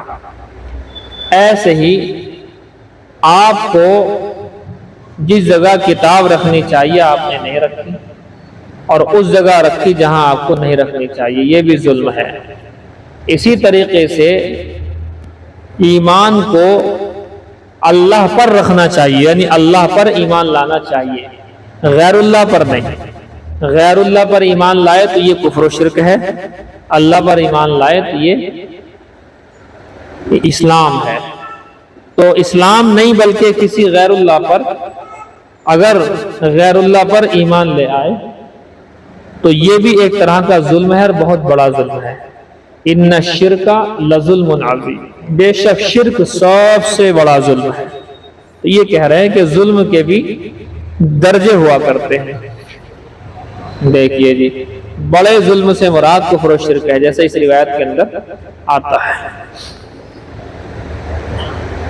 وَبِهِ قَالَ حَدَّثْنَا أَبُو الْوَلِيدِ قَالَ حَدَّثْنَا شُعْبَةُ قال وحدثني بشر قال حدثنا محمد عن شعبة عن سليمان عن إبراهيم عن علقمة عن عبد الله لما نزلت الذين آمنوا ولم يلبسوا ایمانهم، فرماتے ہیں حضرت عبداللہ رضی اللہ تعالیٰ عنہ، عبداللہ بن مسعود رضی اللہ تعالیٰ عنہ سے روایت ہے کہ لما نزلت، جب یہ آیت نازل ہوئی، کون سی آیت؟ الذين آمنوا ولم يلبسوا ایمانهم، کہ وہ لوگ جو ایمان لے کر کے آ گئے اور انہوں نے اپنے ایمان کو خلط ملط نہیں کیا ظلم کے ساتھ، ولم یلبسوا، نہیں خلط ملط کیا، نہیں ملایا، ایمانہم، اپنے ایمان کو، بظلم، ظلم کے ساتھ۔ اب یہاں ظلم سے مراد تھا شرک، لیکن صحابہ یہ سمجھے کہ ہر طرح کا ظلم مراد ہے، تو ہر طرح کا ظلم تو جو ہے ہو ہی جاتا کبھی نہ کبھی، تو صحابہ خوف کھا گئے، ڈر گئے۔ قال اصحاب النبی صلی اللہ علیہ وسلم، کہ حضور صلی اللہ علیہ وسلم کے صحابہ نے یوں فرمایا، یوں عرض کیا، اینا لم یظلم، ہم میں سے کون ہے جس نے ظلم نہ کیا ہو؟ فانزل اللہ عز وجل، تو اللہ تعالیٰ نے آیت کو نازل فرمایا اور یوں کہا، ان الشرک لظلم عظیم، بے شک شرک سب سے بڑا ظلم ہے۔ یعنی یہاں ایمان کو ظلم کے ساتھ خلط ملط کرنے میں، ملانے میں، اس سے مراد ایمان کے ساتھ کفر و شرک کرنا ہے۔ باب علامت المنافق، یہ باب ہے منافق کی علامتوں کے بارے میں۔ مختلف روایتیں آئیں گی، کسی میں 3 کسی میں 4 اس طرح سے آئیں گی، تو اس میں کوئی دقت والی بات نہیں، جیسے حضور کو اطلاع ملتی رہی ویسے حضور صلی اللہ علیہ وسلم اس کو بیان کیا کرتے۔ وبه قال حدثنا سليمان ابو الربيع قال حدثنا اسماعيل بن جعفر قال حدثنا نافع بن مالك بن ابي عامر ابو سہیج عن ابيه عن ابي هريرة، حضرت ابو ہریرہ سے روایت ہے، عن النبي صلی اللہ علیہ وسلم، وہ حضور صلی اللہ علیہ وسلم سے روایت نقل کرتے ہیں، قال حضور صلی اللہ علیہ وسلم نے ارشاد فرمایا، آیت المنافق ثلاث، منافق کی علامت 3 ہے، اذا حدث کذب، جب وہ بات کرے تو جھوٹ بولے گا، واذا وعد اخلف، جب وعدہ کرے تو وعدہ خلافی کرے گا، واذا اؤتمن خان، اور جب امانت رکھی جائے تو خیانت کرے گا۔ یہاں 3 آ گئی، نیچے والی میں 4 ہیں، اس میں کوئی بات نہیں۔ وبه قال حدثنا قبيصة بن عقبة قال حدثنا سفيان عن الأعمش عن عبد الله بن مرة عن مسروق عن عبد الله بن عمرو رضي الله تعالى عنهما، حضرت عبداللہ ابن عمرو رضی اللہ تعالی عنہما سے روایت ہے، ان النبی صلی اللہ علیہ وسلم قال، بے شک اللہ کے نبی صلی اللہ علیہ وسلم نے ارشاد فرمایا، اربع من کن فیہ، 4 چیزیں ایسی ہیں کہ جس کے اندر ہوں گی، کان منافقا خالصا، وہ پکا ٹھکا منافق ہوگا، خالص منافق ہوگا، ومن کانت فیہ خصلۃ منہن، اور اگر ان میں سے کسی میں ایک خصلت ہے، ایک عادت ہے، کانت فیہ خصلۃ من النفاق، تو اس میں نفاق کی ایک خصلت ہے۔ کہنے چاہ رہے ہیں اگر چاروں ہے تو پکا منافق، اور اگر ایک ہے تو پھر چوتھائی منافق، 2 ہے تو آدھا، 3 ہے تو پون، 4 ہے تو پورا۔ اس طرح سے اندازہ آپ لگا سکتے ہیں، لیکن 2 باتیں یاد رکھنے کی ہیں، یہ میں نے شاید آپ کو سے پہلے ہی بتایا ہے۔ نفاق کی 2 قسمیں ہیں، 2 قسمیں ہیں، نفاق اعتقادی، نفاق عملی۔ نفاق اعتقادی تو وہی ہے جو حضور کے وقت میں یہودی بظاہر ایمان لاتے تھے لیکن اندر سے وہ کافر ہی ہوا کرتے تھے، اندر کفر و شرک تھا بھرا ہوا، صرف مسلمانوں کو نقصان پہنچانے کے لیے ایمان قبول کر لیا کرتے تھے دکھاوے کے لیے۔ تو وہ تو تھا نفاق اعتقادی، وہ آدمی کافر ہوتا ہے، اس کے بارے میں کلام پاک میں آتا ان المنافقین فی الدرک الاسفل من النار، کہ جہنم کا سب سے نیچے کا طبقہ، سخت والا، عذاب والا، وہ اس جیسے منافق کے لیے ہے کہ جو مسلمانوں کو نقصان پہنچانے کے لیے بظاہر سامنے سے کہتا ہے کہ میں ایمان والا ہوں، اور لیکن وہ ایمان والا ہے نہیں، وہ کافر ہے۔ اپنے ساتھی میں جا کر کے ملتا ہے تو کہتا ہے میں تو بھی تمہارے ساتھ ہوں، میں تو ان کے ساتھ، مسلمانوں کے ساتھ میں، ان کے اللہ رسول کے ساتھ میں مذاق کر رہا ہوں۔ ایک ہوتا نفاق عملی، ہے تو وہ ایمان والا، دل میں اس کے ایمان ہے لیکن عمل اس کے منافق والے ہیں، تو جتنے زیادہ عمل منافق والے ہوں گے اتنا زیادہ وہ عملی اعتبار سے منافق ہوگا، اس کو توبہ کر لینی چاہیے، ایمان تو اس کے پاس ہے۔ تو یہاں وہ والا نفاق عملی، سوال آ سکتا ہے امتحان میں کہ یہاں منافق کی علامتیں بیان کی گئی ہیں، یہ کس منافق کی علامتیں ہیں؟ منافق اعتقادی یا منافق عملی؟ تو جواب آئے گا منافق عملی اور نفاق عملی، دونوں ایک ہی چیز ہے۔ نفاق عملی، منافق عملی، دونوں ایک ہی بات۔ دیکھیے فرماتے ہیں حضور صلی اللہ علیہ وسلم نے ارشاد فرمایا، اربع من کن فیہ، کہ 4 باتیں ہیں جس کے اندر ہوں گی، کان منافقا خالصا، پکا ٹھکا منافق ہوگا، ومن کانت فیہ خصلۃ منہن، اور جس کے اندر ان میں سے کچھ صفات ہوں گی، کچھ عادت ہوں گی، کانت فیہ خصلۃ من النفاق، جس میں ایک صفت ہے تو اس کے اندر نفاق کی ایک علامت ہو گئی، حتی یدعا، یہاں تک کہ اس کو چھوڑ دے گا تو ٹھیک ہو جائے گا، اذا اؤتمن خان، جب امانت رکھی جائے تو خیانت سے کام لیتا ہے، واذا حدث کذب، اور جب بات کرے گا تو جھوٹ بولے گا، واذا عاہد غدر، اور جب عہد کرے گا تو غداری سے کام لے گا، واذا خاصم فجر، اور جب جھگڑے گا تو گالی گلوچ اختیار کرے گا۔ تابعہ شعبۃ عن الاعمش، باب قیام لیلۃ القدر من الایمان، یہ باب ہے اس بارے میں کہ شب قدر میں عبادت کرنا، نوافل پڑھنا، قیام سے مراد یہاں پر عبادت کرنا ہے، یہ ایمان کا حصہ ہے۔ ظاہر سی بات ہے حضور صلی اللہ علیہ وسلم نے عبادت کر کے بتائی ہے، اس ساری کی ساری چیزیں جو ہیں دیکھیے۔ وبه قال حدثنا ابو اليمان قال اخبرنا شعيب قال حدثنا ابو زناد عن الاعرج عن ابي هريره قال قال رسول الله صلى الله عليه وسلم، حضور صلی اللہ علیہ وسلم نے ارشاد فرمایا من یقم لیلۃ القدر ایمانا واحتسابا، جس شخص نے لیلۃ القدر میں قیام کی یعنی عبادت کری ایمان کے ساتھ میں، واحتسابا اور ثواب کی امید رکھتے ہوئے، غفر لہ ما تقدم من ذنبہ تو اس کے پچھلے ذنب گناہ معاف ہو جائیں گے۔ دیکھیے گناہ کے بھی درجات ہوتے ہیں، آپ چاہو تو نوٹ کر لو، 4 ہیں درجے لگ بھگ، نوٹ کریں آپ۔ نمبر 1 معصیت، معصیت اس کے معنی آتے ہیں نافرمانی کے، معصیت نافرمانی۔ آگے چلو نمبر 2 سیئہ، سیئہ برائی کے معنی اس کے، معصیت نافرمانی، نمبر 2 سیئہ برائی، نمبر 3 خطیئہ غلطی، خطیئہ کہتے ہیں غلطی کو۔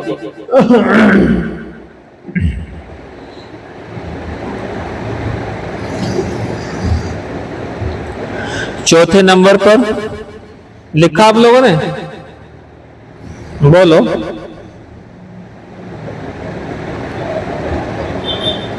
معصیت نمبر 1، گناہ کے 4 درجے ہیں۔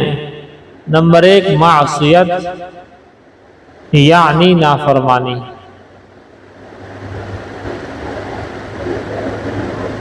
جی۔ نمبر 2 سیئہ یعنی برائی، نمبر 3 خطیئہ یعنی غلطی، نمبر 4 دو ہو گئے آپ کے، معصیہ سیئہ خطیئہ، خطی خار توئے، یہ خطا سے بنا ہے، یہ لفظ خطا سے بنا۔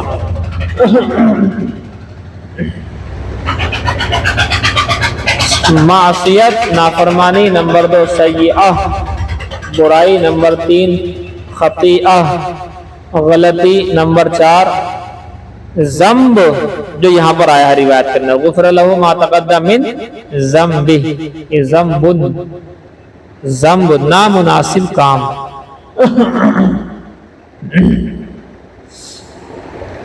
نامناسب کام، نہیں سمجھے؟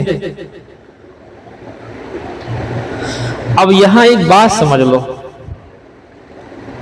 دیکھیے سب سے بڑا جو مطلب درجہ ہے یہاں پر گناہ کا وہ کون سا ہے؟ معصیت۔ معصیت سے ہلکا کون سا ہے؟ سیئہ۔ اس سے ہلکا کون سا ہے؟ جلدی بتاؤ۔ خطیئہ۔ اس سے ہلکا درجہ کون سا ہے؟ ذنب، ذنب۔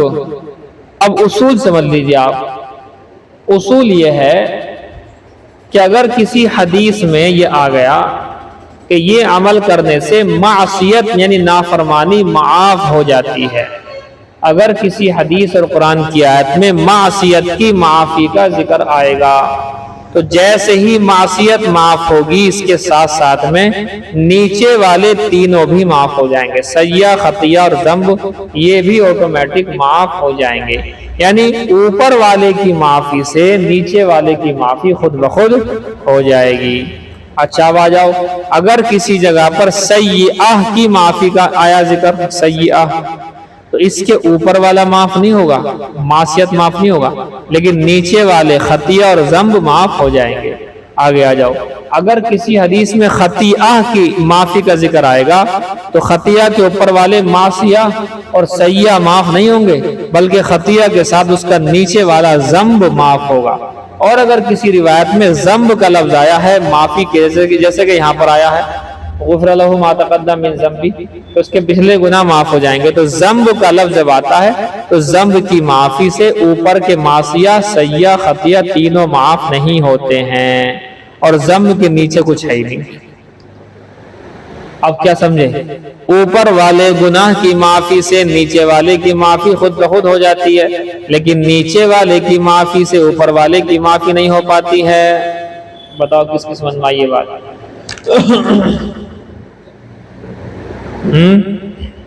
نہیں آئی؟ بھئی سب سے بڑا جو ہے درجہ کیا ہے؟ معصیت۔ اس کے بعد درجہ کیا ہے؟ سیئہ۔ اس کے بعد درجہ کیا ہے؟ خطیئہ۔ اس کے بعد درجہ کیا ہے؟ ذنب۔ اب کہنا یہ چاہ رہے ہیں اگر کسی حدیث میں یا قرآن میں یہ آ گیا کہ معصیت معاف ہو جائے گی فلاں عمل سے، تو معصیت کی معافی میں نیچے والی معافی بھی ساتھ ساتھ میں ہو جائے گی، سیئہ بھی معاف، خطیئہ بھی معاف، ذنب بھی معاف۔ یہ معصیت کے ساتھ سارے معاف ہو جاتے ہیں۔ اور اگر کسی حدیث اور قرآن کی آیت میں سیئہ کی معافی کا ذکر ہوگا تو سیئہ کے اوپر کیا ہے؟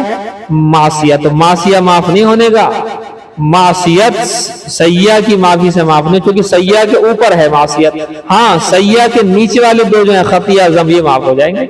اسی طریقے سے خطیئہ، اس کی اگر معافی کا ذکر قرآن و حدیث میں کہیں آیا تو اس سے اوپر والے گناہ معاف نہیں ہونے کے معصیہ اور سیئہ، بلکہ نیچے والا ذنب معاف ہو جائے گا۔ اور اگر ذنب کی معافی کا ذکر آیا ہے تو اوپر کے خطیہ، سیئہ اور معصیت تینوں معاف نہیں ہوں گے، ان کے لیے الگ سے معافی مانگنی پڑے گی۔ سمجھ گئے آپ بات؟ دیکھیے فرماتے ہیں من یقم لیلۃ القدر، جس شخص نے شب قدر میں قیام یعنی نوافل پڑھی، عبادت کی، ایماناً بطور ایمان کے، واحتساباً اور احتساب کا مطلب یہ ہے کہ ثواب کی امید پر، غفر لہ ما تقدم من ذنبہ، تو اس کا ذنب معاف ہوگا، گناہ معاف ہوگا، نامناسب باتیں معاف ہو جائیں گی۔ کیا مطلب؟ ذنب کی معافی سے اوپر کے تینوں معصیت، سیئہ اور خطیہ معاف نہیں ہوں گے، ان کے لیے الگ سے معافی مانگنی پڑے گی۔ باب الجہاد من الایمان، یہ باب اس بارے میں ہے کہ جہاد ایمان کا حصہ ہے۔ ظاہر سی بات ہے ایمان کا بہت بڑا حصہ ہے، تو بہت ہی بڑا۔ وبه قال حدثنا حرمي بن حفص قال حدثنا عبد الواحد قال حدثنا عمارة قال حدثنا ابو زرعة بن عمرو بن جرير قال سمعت ابا هريرة، فرماتے ہیں ابو زرعہ بن عمرو بن جریر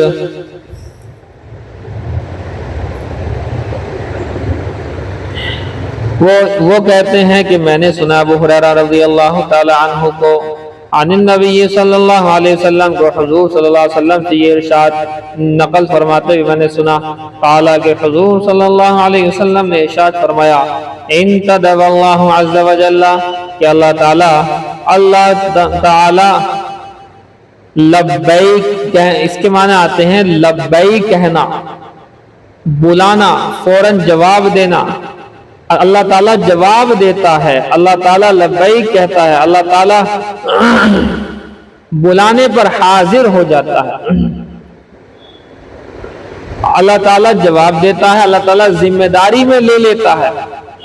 انتدب اللہ عز وجل، اللہ تعالیٰ اپنی ذمہ داری میں لے لیتا ہے اس شخص کو، لمن خرج فی سبیلی، جو اس کے راستے میں نکلے، لا یخرجہ الا ایمان بی و تصدیق برسلی، اور اس کو نہیں نکالا تھا اللہ کے راستے میں مگر کس نے؟ ایمان نے نکالا تھا، او تصدیق برسلی، مجھ پر ایمان نے، میرے رسولوں کی تصدیق کرنے نے اس کو اللہ میرے راستے میں نکالا تھا، گھومنے نہیں گیا تھا بلکہ وہ اللہ اس کے رسول کی وجہ سے گیا تھا۔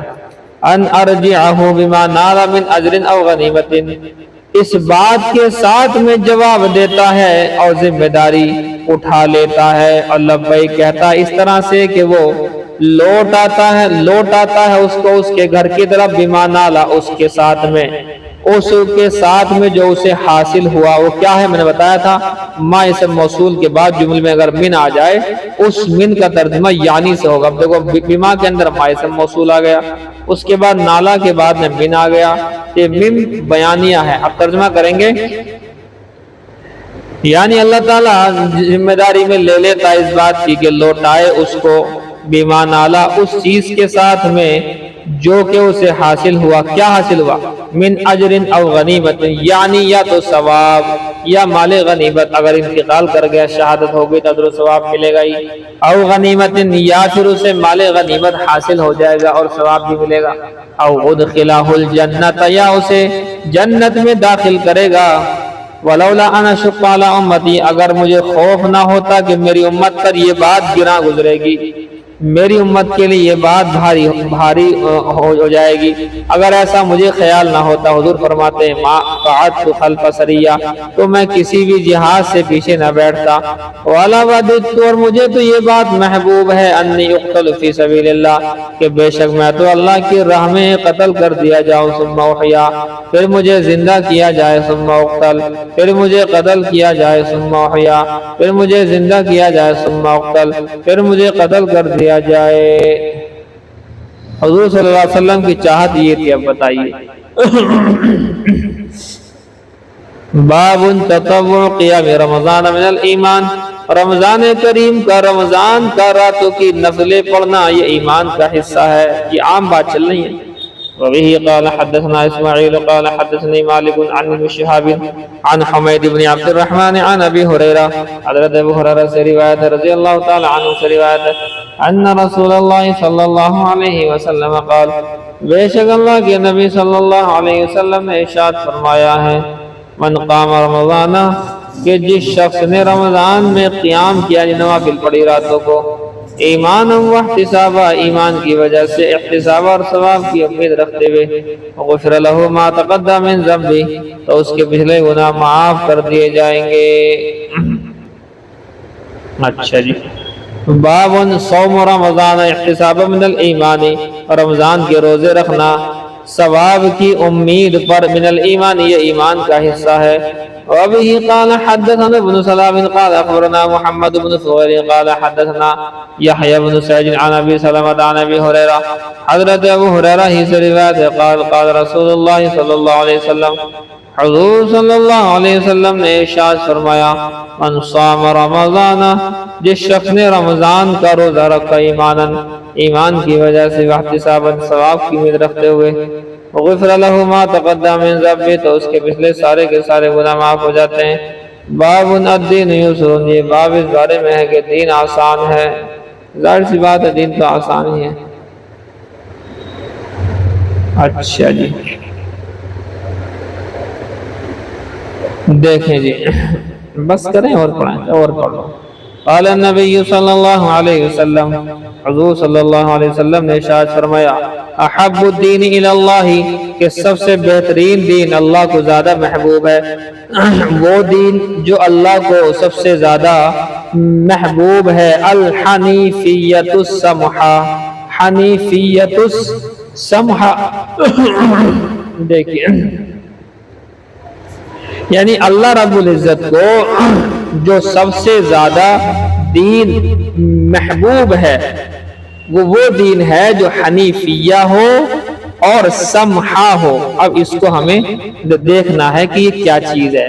حنیفیہ کا مطلب سارے باطل مذہب سے ہٹ کر کے ایک اللہ کے دین اور مذہب میں لگ جانا، اسے کہتے ہیں حنیفہ، دین حنیف۔ سمجھ گئے جی آپ بات؟ اور السمحہ کہتے ہیں آسان کو، یعنی ایسا دین جو ہر مذہب سے کٹ کر اور ہٹ کر ہو اور آسان بھی ہو، یہ دونوں کوالٹی ہوں۔ اب ظاہر سی بات ہے وہ صرف اسلام میں ہے، کسی اور میں ہے ہی نہیں۔ وبه قال حدثنا عبد السلام بن المطهر قال حدثنا عمر بن علي عن معن بن محمد الغفاري عن سعيد بن ابي سعيد المقبري عن ابي هريره عن النبي صلى الله عليه وسلم قال، حضور صلی اللہ علیہ وسلم نے ارشاد فرمایا، ان الدین یسر، بے شک دین آسان ہے، ولن یشاد الدین احد الا غلبہ، اور ہرگز نہیں ہرا سکتا کوئی دین کو مگر دین غالب آ جائے گا۔ اس جملے کا مطلب سمجھے، کوئی بھی دین کو نہیں ہرا سکتا مگر دین اس پر غالب آ جائے گا۔ کیا مطلب؟ کوئی یہ کہنے لگے صاحب میں تو دین کی ہر بات پر عمل کروں گا، راتوں کو تہجد میں رہوں گا، پوری رات عبادت کروں گا، دن بھر روزہ رکھوں گا، تو لہذا دین نہیں تھکے گا، یہی تھک جائے گا۔ دین نہیں تھکے گا اس سے کہ صاحب میں تو سارا دن قرآن پڑھوں گا، کمائی دھمائی سب ختم کروں گا، جماعتوں میں رہوں گا، نہ بچوں کو دیکھوں نہ بڑوں کو دیکھوں، یہ سب کچھ بھی کر لے گا نا، تب بھی دین غالب رہے گا۔ دین کو نہیں ہرا سکتا کوئی۔ دین میں اتنے عمل ہیں، اتنے عمل ہیں کہ ایک سیکنڈ کے لیے بھی آپ کو ٹائم نہیں ملے گا۔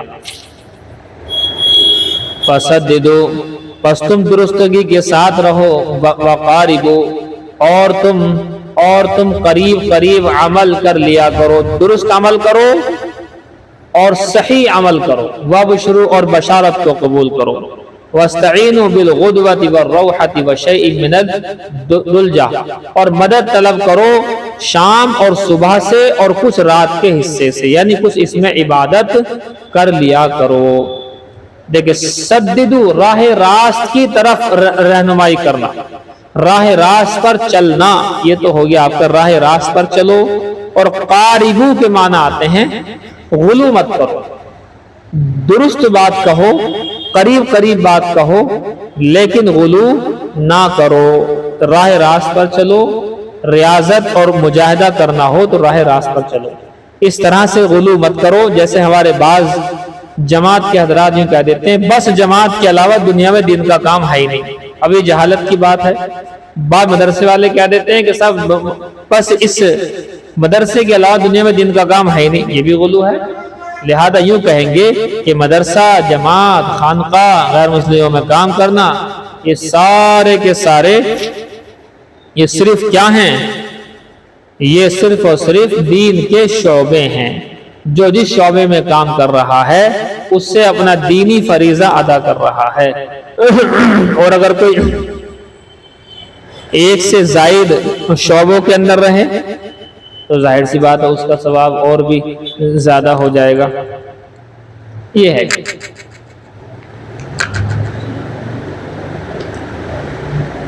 دیکھو جی، اب یہ ہے کہ صبح شام کا جو موسم ہوتا ہے آپ کو معلوم ہی ہے کہ رات کا کچھ حصے میں بھی جو ہے وہ وظائف پڑھنے ہیں، صبح شام بھی وظائف پڑھنے ہیں۔ غدوہ روحہ شیء من الدلجہ، دو باتیں، یا تو عبادت میں ہے مدد صبح شام اور رات کے کچھ حصے میں، اور دوسرا جو ہے سفر کرنے میں بھی اس کا خیال رکھنا چاہیے کہ سفر کرنے میں بھی رات کے کچھ حصے میں اگر سفر کو کیا جائے تو بڑا آسان سفر کرتا ہے۔ اب دیکھو کل ہم گئے تھے دامپور کے آس پاس تھا بیان، ملک جہانگیر آباد، تو یہاں سے جب گئے تو دیر لگی جانے میں، مغرب کے بعد گئے تھے، وہاں سے جب آئے ہیں تو ایک دم سے آ گئے کیونکہ سارا راستہ کھلا ہوا تھا، ایسا لگتا ہے کہ جیسے زمین کو سکیڑ دیا گیا اور سمیٹ دیا گیا۔ دیکھیں جی، بابنا الصلاۃ من الایمان، نماز پڑھنا بھی ایمان ہی کا حصہ ہے۔ ظاہر سی بات ہے نماز تو ایمان کا بہت بڑا حصہ ہے۔ وقول اللہ، اور اللہ تعالیٰ کے قول کے بارے میں یہ باب ہے، وما کان اللہ لیضیع ایمانکم، اور اللہ تعالیٰ تمہارے ایمان کو ضائع نہیں کرے گا، اور ایمان سے مراد یہاں یعنی صلاتکم عند البیت، یعنی تمہاری نمازوں کو جو تم نے عند البیت بیت المقدس کی جانب رک کر کے نماز پڑھی ہے۔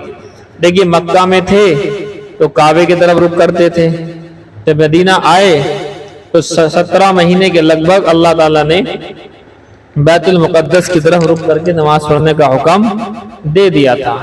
جب بیت المقدس کی طرف رک کرنے کا حکم دے دیا، اب 17-18 مہینے وہاں نماز پڑھی، 17-18 مہینے کے بعد پھر سے حضور کی چاہت پر قبلہ وہی ہو گیا کعبہ۔ اب دقت یہ تھی کہ جو 17-18 مہینے میں جو لوگ انتقال کر گئے بیت اللہ کی طرف، بیت المقدس کی طرف نماز پڑھتے ہوئے، ان کی نمازوں کا کیا ہوا؟ تو جواب یہ دیا کہ اللہ ان کی نمازوں کو ضائع نہیں کرے گا۔ حالانکہ یہاں لفظ ایمان آیا ہے لیکن ایمان سے مراد یہاں پر نماز ہے، جو بیت المقدس کے رک کر کے نماز پڑھی گئی ہیں وہ ضائع نہیں ہوئی ہیں، جیسا حکم تھا ویسا ہی کیا انہوں نے۔ یہ ہے وبه قال حدثنا عمرو بن خالد قال حدثنا زهير قال حدثنا ابو اسحاق عن البراء، حضرت براء سے روایت ان النبي صلی اللہ علیہ وسلم کہ بے شک اللہ کے حبیب صلی اللہ علیہ وسلم کان اول ما قدم المدینہ نزل علی اجدادہ، کہ اللہ کے نبی صلی اللہ علیہ وسلم سب سے پہلے جہاں مدینے میں اترے تو آپ اپنے ماموں کے یہاں، ناناؤں کے یہاں، او قال اخوالہ من الانصار، انصار میں آپ کے جو ماما نانا تھے ان کے یہاں اترے۔ وانہ اس بات، اور یہ بات کہ بے شک صلی قبل بیت المقدسی، اور مقدسی دو طرح پڑھ سکتے ہیں جس کو، مقدس مقدس، لیکن مقدس نہیں پڑھنا، मुक़द्दिस नहीं पढ़ना। मक़दिस और मुक़द्दस दो तरह पढ़ सकते हैं। तो आप सल्लल्लाहु अलैहि वसल्लम ने वहां पहुंच, क्योंकि अल्लाह का हुक्म ही था, 16 शहरन और 17 शहरन, 16 या 17 महीने आप सल्लल्लाहु अलैहि वसल्लम ने बैतुल मुक़द्दस में रुक करके नमाज पढ़ी। वकान युजिबुहु, और अल्लाह के नबी को ये बात पसंद थी, अन तकून क़िबलतुहु क़िबलल बैति, कि ये कि हुजूर का क़िबला बैतुल्लाह की तरफ क़िबला बन जाए। व इन्नहु सल्ला अव्वल सलातिन सल्लाहा सलातल असरी। अब आप सल्लल्लाहु अलैहि वसल्लम एक महल्ले में, चूंकि हुजूर की मस्जिद के अलावा 9 मस्जिदें और थी, तो आप सल्लल्लाहु अलैहि वसल्लम बनु सलीमा एक कबीला है, वहां पर गए हुए थे जनाजे की नमाज के लिए। जनाजे की नमाज आपने पढ़ाई, एक रिवायत यह है कि ज़ोहर, एक रिवायत यह है कि असर, यहाँ पर जो है असर की रिवायत आ गई। तो वहां आपने जब नमाज पढ़ाई तो नमाज ही के अंदर हुक्म आ गया कि अपना क़िबला बैतुल्लाह को बना लो, लिहाजा नमाज ही के अंदर आप घूम गए। आज भी वो मस्जिद मौजूद है, मस्जिद क़िबलतैन कहते हैं उसे, मस्जिद क़िबलतैन, 2 क़िबलों वाली मस्जिद ये है। वइन्नहु सल्ला अव्वल सलातिन सल्लाहा सलातल असरी, सबसे पहली नमाज जो आपने पढ़ी सलातुल असर थी। व सल्ला माहु कौमुन, और आपके साथ कौम ने भी नमाज पढ़ी। अब देखो बात आराम आराम से फैली। जोहर में हुक्म आया तो वो तो जो महल्ला था वहां पे आपने नमाज पढ़ाई थी। अब आप अपनी मस्जिद में आए तो आपने असर की नमाज पढ़ाई। यहाँ लोगों ने देखा कि बैतुल्लाह इधर रुक करके नमाज हो रही है। चलो जी, सब लोगों ने बैतुल्लाह रुक कर नमाज पढ़ ली। अब उसके बाद फिर बात फैली, मगरिब में कुछ लोगों तक पहुंची, बाकी मस्जिदों तक पहुंची, फिर ईशा तक पहुंची, और आसपास जो है क्षेत्र थे वहां तो सुबह के लगभग नमाज पहुंची थी। अब जाहिर सी बात है, इनमें 2-3 नमाजें ऐसी गुजर गई कि अल्लाह का हुक्म तो आ गया है क़िबले की तरफ, बैतुल्लाह की तरफ का, और ये 2-3 नमाजें लोगों ने धोखे में हुक्म ना पहुंचने की वजह से ये नमाजें पढ़ ली हैं किसकी तरफ, बैतुल मुक़द्दस की तरफ। तो इन नमाजों का क्या हुआ? अल्लाह ने फरमाया इनकी नमाजें ज़ाया नहीं होंगी। फ़ख़रज रजुलन, पस निकला एक शख्स मिमन सल्ला माहू, उन लोगों में से जो उनके साथ नमाज पढ़ रहा था। फ़मर्रा अला अहली मस्जिदिन वहुम राकिऊन, उसका गुजर हुआ मस्जिद वालों पर इस हाल में कि वहुम राकिऊन, वो लोग रुकू में थे।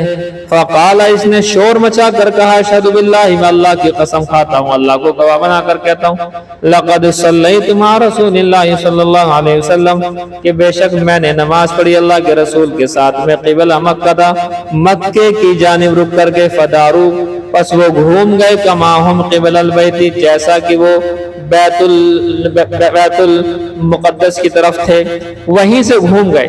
वकानतिल यहूदु क़द अअजबहुम इज़ कान युसल्ली क़िबला बैतुल मुक़द्दसी, तो यहूदियों को ताज्जुब हुआ इस बात से कि ये लोग नमाज पढ़ने, कि ये तो पहले नमाज पढ़ा करते थे बैतुल मुक़द्दस की जानिब, अहलुल किताबी, और अहले किताब भी नमाज पढ़ा करते। ये यहूदियों को बड़ी अच्छी लगती थी बात। वकानतिल यहूदु क़द अअजबहुम, यहूदियों को ये बात बड़ी अच्छी महबूब लगती थी कि देखो ये हमारे क़िबले की तरफ नमाज पढ़ रहे हैं, तो मुसलमान भी बैतुल मुक़द्दस तरफ रुक करके नमाज पढ़ रहे हैं और अहले किताब भी पढ़ रहे हैं। लेकिन फलम्मा वल्ला वजहहु क़िबलल बैति, पर जब हुज़ूर सल्लल्लाहु अलैहि वसल्लम ने और सहाबा ने अपने चेहरे को घुमा लिया, या अल्लाह ने उन्हें चेहरे को घुमाने का हुक्म दे दिया, रुख को घुमाने का हुक्म दिया बैतुल्लाह की तरफ, अनकरू ज़ालिक, तो उन्होंने इनकार कर दिया। कभी इनका क़िबला तो रात दिन अदलता बदलता रहता है। क़ाल ज़ुहैर हद्दसना अबू इसहाक़ अनिल बराई फ़ी हदीसिही हाज़ा, फरमाते हज़रत बरा की हदीस में ये भी है, अन्नहु माता अलल क़िबला, बेशक जिस शख्स का इंतकाल हो चुका है उसी क़िबले पर, बैतुल मुक़द्दस वाला जो क़िबला है, क़ब्ल अन तुहव्वला, इस क़िबले के बदलने से पहले रिजाल, कुछ लोगों का इंतकाल हो चुका था, वक़ुतलू, और कुछ शहीद हो चुके थे। फलम नदरी मा नक़ूलु फ़ीहिम, तो सहाबा ने कहा कि हम उनके बारे में क्या कहें, क्योंकि उन्होंने तो बैतुल मुक़द्दस रुक करके नमाज पढ़ ली, अब क्या होगा उनकी नमाजों का। फ़अंज़लल्लाहु, अल्लाह ने आयत नाज़िल फरमाई, वमा कानल्लाहु लियुज़िअ ईमानकुम, अल्लाह तुम्हारे ईमान यानी नमाज को ज़ाया नहीं करेगा। नहीं जानते जी, ذرا سا لکھ لیں آپ، یہاں بات آئی کہ حضور صلی اللہ علیہ وسلم کے ننھیال کے لوگ ہیں یہ کس طریقے سے یہ لکھ لو تھوڑا سا۔ دیکھیے حضور صلی اللہ علیہ وسلم کے پردادا تھے ہاشم، حضور صلی اللہ علیہ وسلم کے پردادا تھے ہاشم، ان کا نکاح یہی مدینے میں بنو نجار کا ایک قبیلہ تھا، وہیں کی ایک سلمہ بنت عمرو تھی پردادی، سلمہ بنت عمرو سے نکاح ہوا تھا پردادا کا ہاشم کا، اور ماں جس خاندان سے ہوا کرتی ہے وہ ننھیال کہلاتا ہے۔ اب دادی بھی ایک طرح کی کیا ہوتی ہے؟ ماہی ہوتی ہے، نانی بھی ماہی ہوتی ہے، دادی بھی ماہی ہوتی ہے، لہذا دادی کا خاندان ہونے کی وجہ سے اس کو ننھیال کہا گیا ہے۔ یہ ہے دادی اور نانی کا رتبہ یہاں پر ایک ہی حساب سے رکھا گیا ہے، کیونکہ عربی میں ہوتا ہمارے ہاں تو الگ الگ ہوتی ساری چیزیں، ہمارے ہاں تو تاؤ چچا بھی الگ الگ ہوتے ہیں، تاؤ کا الگ لفظ بولتے ہیں ہم، چچا کا الگ بولتے ہیں، حالانکہ عربی میں نہیں ہوتا تاؤ چچا، وہاں صرف چچا ہوتا ہے، عم نے چچا، چاہے چھوٹا ہو یا بڑا ہو۔ اسی لیے حضور صلی اللہ علیہ وسلم کے بہت سے تاؤ ہیں، لیکن تاؤ نہیں کہتا کوئی بھی، سب کو کیا کہتے ہیں؟ چچا ہی کہتے ہیں۔ یہ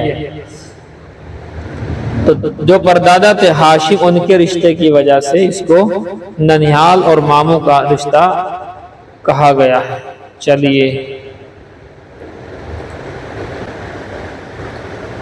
ترمذی شریف کا یہ جو ہے کتاب الطہارہ دیکھیں، ابواب الطہارۃ عن رسول اللہ صلی اللہ علیہ وسلم، طہارت کے ابواب جو حضور صلی اللہ علیہ وسلم سے روایت کیے گئے۔ طہارت کا مطلب پاک ہونا ہوتا ہے، لیکن یہ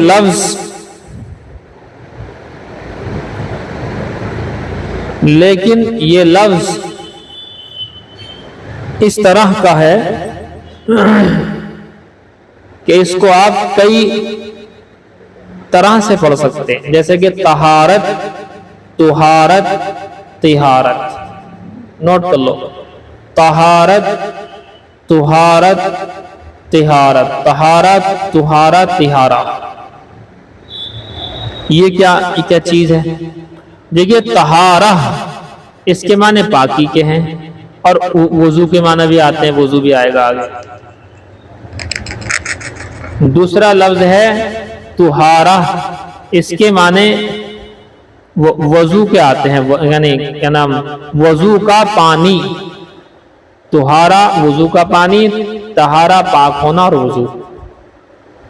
طہارات تو ایک نیچے زیر، تو ایک نیچے جو زیر ہے اس کا مطلب ہوتا ہے وہ پانی، کیا نام، وہ لوٹا، وہ برتن جس سے وضو کیا جاتا ہے۔ تو طہارہ تو پر زبر، پاکی کے معنی، وضو کے معنی، طہارہ یہ وضو کا جو ہے پانی کو کہتے ہیں، اور طہارہ اس لوٹے، اس ٹوٹی اور اس چیز کو جس میں پانی لے کر کے ہم وضو کرتے ہیں۔ تو طہارہ میں طہارہ لے کر طہارہ حاصل کی، طہارہ میں طہارہ لے کر طہارہ حاصل کی، یعنی پانی کے لوٹے میں وضو کا پانی لے کر وضو کیا۔ یہ اسی طریقے سے آپ نے جو ہے غور کیا ہو، لفظ وضو پر بھی ہے، یہ وضو اور وضو اور وضو، دیکھیے واو پر پیش لگا دو، وضو اس کے معنی آتے ہیں وضو کے، وضو واو پر زبر لگا دو، اس کے معنی آتے ہیں وضو کا پانی، اور وضو اس لوٹے، اس ٹوٹی کو کہتے ہیں جس سے وضو کیا جائے۔ تو ہم یوں کہیں گے وضو میں وضو لے کر وضو کیا، وضو میں وضو لے کر وضو کیا، یعنی وضو میں لوٹے میں وضو لے کر، یعنی وضو کا پانی لے کر وضو کے، یعنی پاکی حاصل کی، وضو کیا۔ یہ باب ما جاء لا تقبل صلاۃ بغیر طہور، یہ باب ہے اس بارے میں کہ نہیں قبول کی جائے گی نماز بغیر طہارت کے، بغیر پاکی کے، بغیر پاکی کے نماز قبول نہیں ہوگی۔ یعنی کوئی شخص اگر وضو نہ کرے، اگر اس کو یعنی کسی بھی ٹائپ کی اسے اگر ناپاکی ہے تو اس میں اس کی نماز نہیں ہوگی۔ طہارت صغریٰ اور طہارت کبریٰ، طہارت کبریٰ ہوتی ہے غسل اور طہارت صغریٰ ہوتا ہے وضو، دونوں طرح کی پاکیوں کا حاصل ہونا ضروری ہے نماز کے لیے۔ اگر ان میں سے ایک بھی طہارت کبریٰ رہ گئی، یعنی غسل جب بھی وضو نہیں ہوگا اور نماز ہی نہیں ہوگی، اور طہارت کبریٰ کر لی، غسل کر لیا، تو طہارت صغریٰ یعنی وضو یہ نہیں کیا تب بھی نماز نہیں ہوگی۔ یہ ہے یہ بات، اور یہاں صحت ہی کے معنی ہے کہ نماز صحیح نہیں ہوگی، نماز صحیح ہی نہیں ہوگی، یہ ہے اس کے معنی۔ اچھا جی دیکھیے، ہاں ذرا وہ تو پڑھ لو، کوئی دقت نہیں ہے۔ وبه قال حدثنا قتيبة بن سعيد قال خبرنا أبو عوانة عن سماك بن حرب قال وحدثنا هناد قال حدثنا وكيع عن إسرائيل عن سماك عن مصعب بن سعد عن ابن عمر عن النبي صلى الله عليه وسلم قال، فرماتے ہیں حضرت عبداللہ ابن عمر رضی اللہ تعالی عنہما سے روایت ہے، وہ حضور صلی اللہ علیہ وسلم سے نقل کرتے ہیں کہ حضور صلی اللہ علیہ وسلم نے ارشاد فرمایا، لا تقبل صلاۃ بغیر طہور، کہ بغیر پاکی کے، بغیر پاکی کے، بغیر وضو کے، بغیر پاکی کے نماز قبول نہیں کی جاتی، یعنی صحیح ہی نہیں ہوتی۔ ولا صدقۃ من غلول، اور نہ ہی کوئی صدقہ قبول کیا جاتا ہے۔ کس طریقے سے؟ غلول کے معنی چوری، مال غنیمت میں چوری کر کے کوئی صدقہ کرے تو وہ بھی قبول نہیں کیا جاتا ہے۔ ولا صدقۃ، یعنی صدقہ قبول نہیں کیا جاتا، من غلول یعنی مال غنیمت میں چوری کر کے کوئی صدقہ کر دے وہ بھی قبول نہیں کیا جاتا ہے۔ قال حناد فی حدیثی، اور حضرت حناد نے اپنی حدیث میں یہ بھی کہا، الا بطہور، یعنی یہ اوپر آیا تھا نا بھی، بغیر طہور بھی ہے اور الا بطہور بھی ہے، دونوں کا مطلب مفہوم ایک صحیح ہے لگ بھگ۔ قال ابو عیسیٰ، ابو عیسیٰ نے کہا، دیکھو امام بخاری کا آپ نے پڑھا ابو عبداللہ، جہاں ابو عبداللہ کا لفظ آتا ہے وہاں امام بخاری مراد ہوتے ہیں، یہاں پر لفظ آتا ہے ابو عیسیٰ، یہ امام ترمذی کی کنیت ہے، ابو عیسیٰ یعنی امام ترمذی نے کہا، هذا الحديث اصح شيء في هذا الباب واحسن، یہ حدیث صحیح ہے، سب سے زیادہ صحیح ہے اس باب میں، سب سے زیادہ بہترین بھی ہے، احسن بھی ہے۔ وفی الباب، اور اس باب میں اور بھی ہیں، اور بھی روایتیں ہیں۔ وہ کون سی روایت ہے؟ عن ابی الملیح عن ابیہ ابی ہریرہ وانس، ان سب سے روایتیں موجود ہیں۔ وابو الملیح ابن اسامہ اسمہ عامر، کہتے ہیں ابو الملیح کا لفظ آیا ہے، یا ابو الملیح ابن اسامہ ہے، ان کا نام عامر ہے، راوی کا نام ذکر کر رہے ہیں۔ فیقال، اور کہا جاتا ہے، زید بن اسامہ بن عمیر الحذلی، اور کہا جاتا ہے کہ زید ابن اسامہ ابن عمر حذلی ہے، یہ دو نام ہے، یا تو عامر نام ہے یا زید ابن اسامہ نام ہے۔ ابو الملیح کا نام یا تو یہ ہے یا پھر یہ ہے، ان دو میں سے ایک ہے، یہ ہے جی۔ بس یا اور پڑھا دیں، کتاب شروع ہوئی ہے، چلو ذرا سا اور پڑھ لو، کیا دقت ہے، تھوڑا اور پڑھ لو۔ باب ما جاء فی فضل الطہور، یہ باب ہے اس بارے میں جو آیا ہے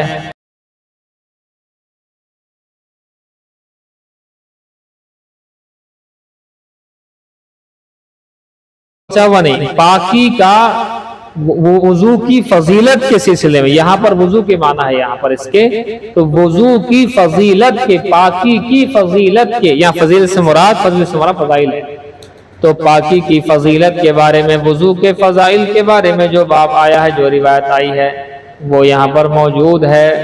دیکھیں کیا روایت ہے، یہ بہت معروف مشہور روایت ہے۔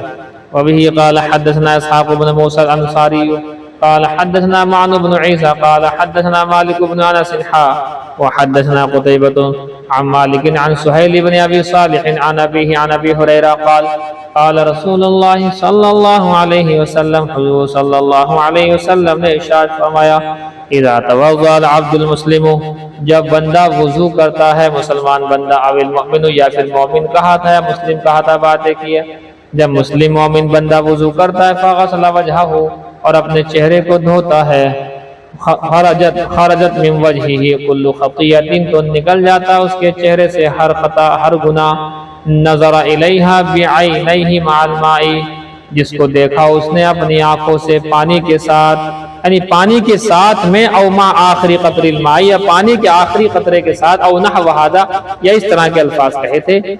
نگاہ کے گناہ، جب آنکھ دھوتے ہیں تو آنکھوں کا گناہ دھل جاتا ہے۔ وَإِذَا غَسَلَ يَدَيْهِ، اور جب اپنے ہاتھوں کو دھوتا ہے تو خرجت من یدیہ، اس کے ہاتھوں سے نکل جاتا ہے کل خطیۃ بطشتھا یدہ مع الماء مع آخر قطر الماء، ہر وہ گناہ جو اس نے کیا تھا اپنے ہاتھوں سے پکڑا تھا، مع الماء، پانی کے ساتھ میں، یا پانی کے آخری قطرے کے ساتھ میں، وہ گناہ بھی دھل جاتا ہے۔ حتی یخرج نقیا من الذنوب، یہاں تک کہ